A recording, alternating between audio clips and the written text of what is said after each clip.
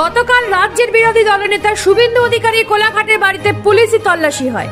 জানা যাচ্ছে সেই সময় ঘাটালে একটি ভোট প্রচারে গিয়েছিলেন তিনি। তার অনুপস্থিতিতে এই তল্লাশি নেওয়া হয়েছে বলে তিনি অভিযোগ করেন। এই ঘটনায় গতকাল রাতেই কোলাঘাট থানা ঘেরাও করেন শুভেন্দু অধিকারী। পুলিশ প্রশাসন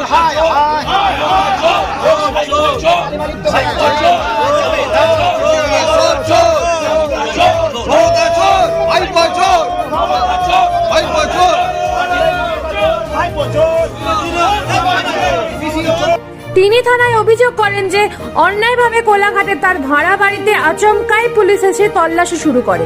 এই তল্লাশি সম্পূর্ণভাবে বেআইনি এমনটা তিনি দাবি করেছেন। কোন রকম সার্চ ওয়ারেন্ট ছাড়া এই তল্লাশি হয় বলে বিরোধী নেতা জানান।